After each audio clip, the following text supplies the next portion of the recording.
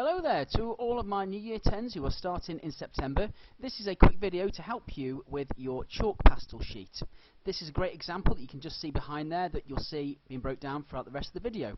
I'll draw it all out in full so you can see it, how I've done it, and put tips alongside as the video progresses. If you've got any questions, don't forget you can email me through the normal address that you'd seen me from.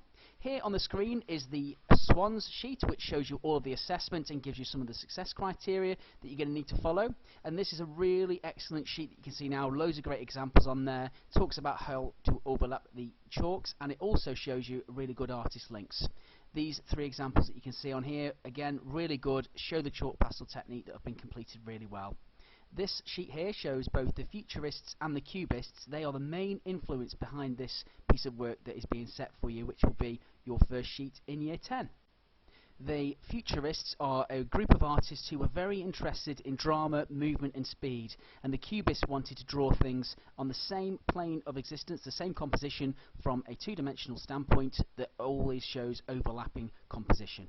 Both artists show examples of a non-specific way of drawing. They're not exactly observational, but they do create very interesting, abstract, complete compositions that I thought it would be the best thing to start off with, and it's had a lot of success in the past.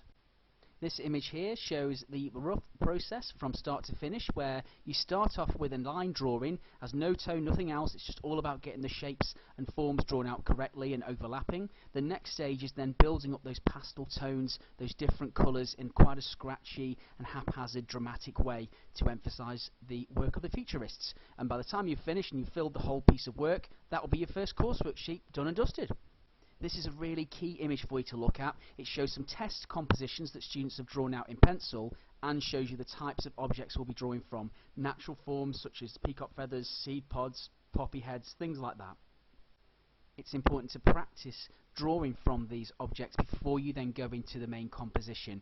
Only with full practice will you get to grips with what the shapes are like, and you'll figure out how to turn something which is as complex as a peacock feather into a series of shapes, so you can then overlap them and create some interesting futurist compositions. This part of the video is showing my first practice, and I'm drawing that out in either blue or peach. Definitely don't use black, it's just a little bit too harsh.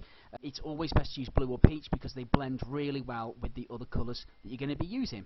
As the video goes on, you'll see how I use lines, how I use shapes, how the lines need to go to the edge, and I normally use 2 to 3 objects, natural form shapes that are either peacock feathers, poppy heads, the sorts of things that I will have shown you previously.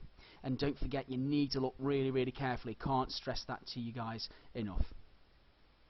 Back to the practice, I'm always extending lines off to the edge of the sheet. That's a really, really key part of this. Don't leave any line unfinished because it will break that sequence of movement in your work. Got a poppy head, a little peacock feather, just drawing in another one now. Video's moving fairly fast because I didn't want it to be taking hours and hours on the old YouTube, you know.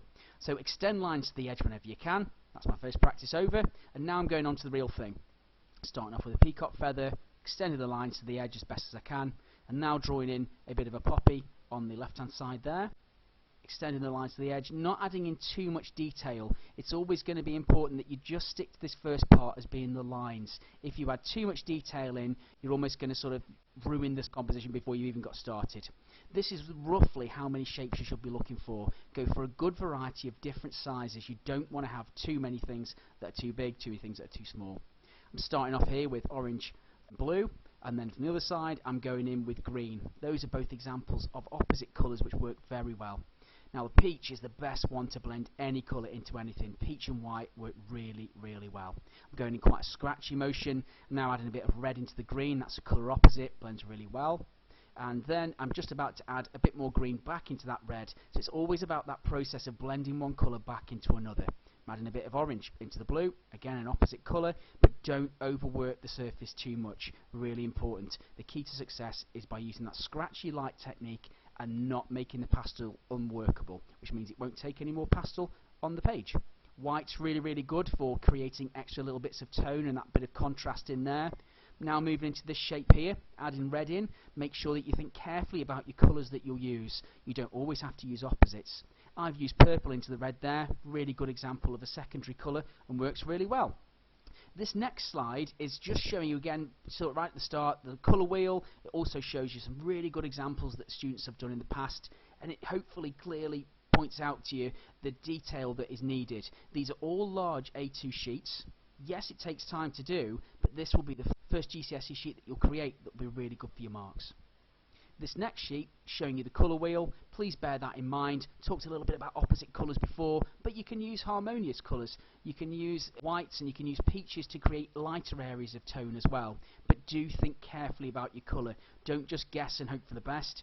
I always often think about the rough colourway that I'm going to be using, whether I'm going to have more greens or blues or oranges in a piece of work when I'm actually then doing it. The rest of this video will just go through how I've then selected different colours and where I've put them. I won't be talking throughout the whole thing, don't panic. It's just a matter of showing you how this technique works. It's all well and good looking at it on YouTube, but you'll practice yourself when you try this out in school when you're back in lesson. But just so you're aware of the type of sheet we'll be doing for the first GCSE piece that we'll make, I thought it'd be a good idea to make this video.